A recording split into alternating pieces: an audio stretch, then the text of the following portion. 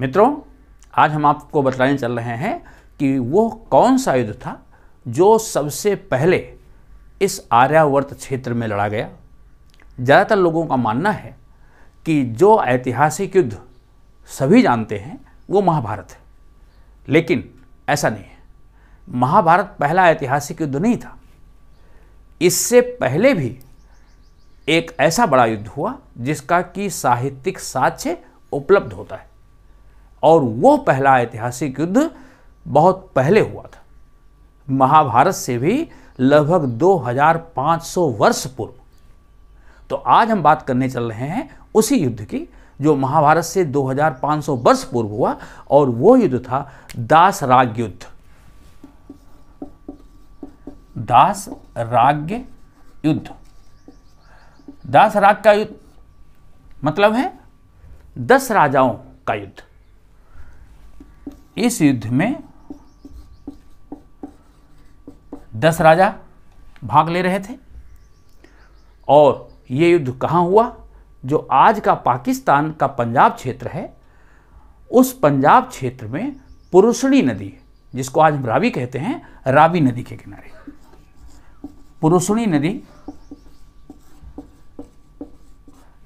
आज इसे रावी कहते हैं, इस नदी के किनारे युद्ध हुआ। यह स्थान कहाँ है? आज का जो पाकिस्तान का पंजाब क्षेत्र है वहाँ पर। और इस युद्ध का समय है महाभारत से 2500 वर्ष पूर्व। महाभारत से 2500 वर्ष पूर्व। अब ये युद्ध किन दो पक्षों में हुआ, इसको देखिए। ये युद्ध तुत्स वंश के शासक सुदास, इनके पिता का नाम था देवदास।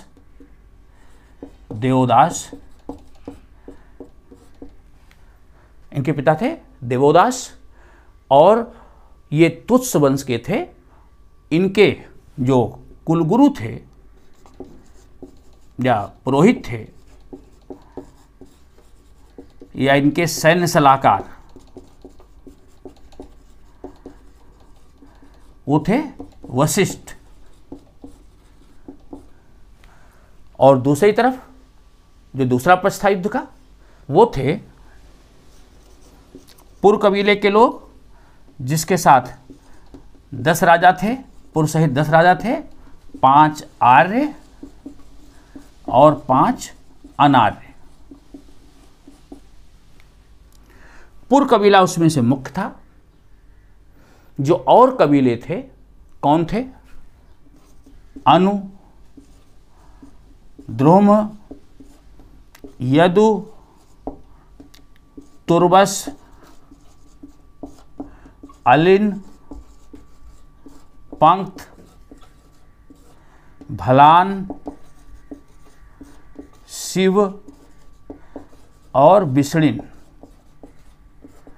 तो 1, 2, 3, 4, 5, 6, 7, 8, 9 और 10वां कबीला पुर। तो ये 10 कबीले एक साथ थे। इन 10 कबीलों के जो पुरोहित थे, उसका क्या नाम था? विश्वामित्र। विश्वामित्र इनके पुरोहित थे, या जिनको सैन्य सलाहकार भी कह सकते हैं।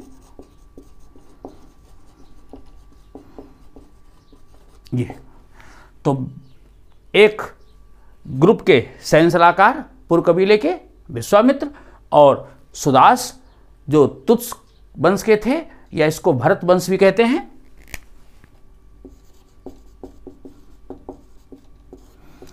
तो सुदास के संरक्षक सलाहकार वशिष्ठ थे। अब प्रश्न ये है कि इसको मैंने ऐतिहासिक युद्ध कहा, तो इसका उल्लेख कहाँ से प्राप्त होता है? इसका स्रोत क्या है?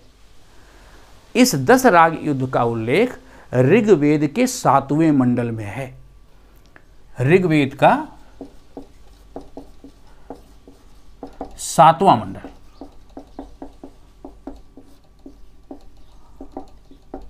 इस मंडल में इसका उल्लेख प्राप्त होता है।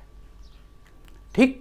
तो इस तरह से ये प्रामाणिक स्रोत है कि ये युद्ध हुआ और इस स्थान पर हुआ, इन कबीलों के बीच हुआ।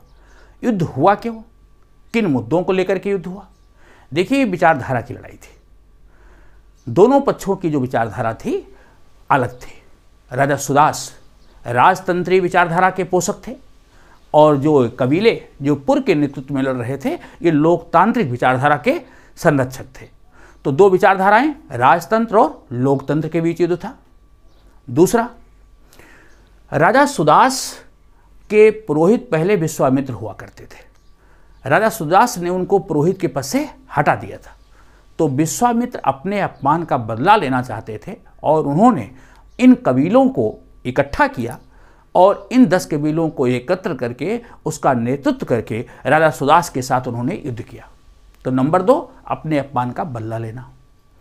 नंबर 3, जो राजा सुदास और उनके पिता देवोदास, इन्होंने एक शासक था जो इसी कबीले से था, जो 10 कबीले थे, इन 10 कबीलों के शासक संवरण को पराजित किया और उसके यहाँ जो महलात थे उनको उसने नष्ट किया था। ऐसा जैन ग्रंथों में उल्लेख प्राप्त होता है।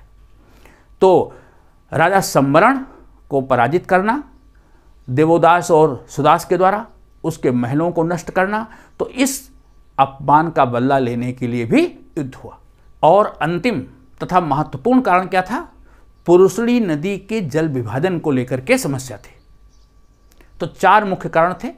पहला, विचारधारा की लड़ाई थी, राजतंत्र और लोकतंत्र की। दूसरा, विश्वामित्र को पुरोहित पद से हटाने और उस अपमान का बदला लेने। राजा संवरण को सुदास तथा देवोदास द्वारा पराजित करने, उसके लिए ये युद्ध हुआ।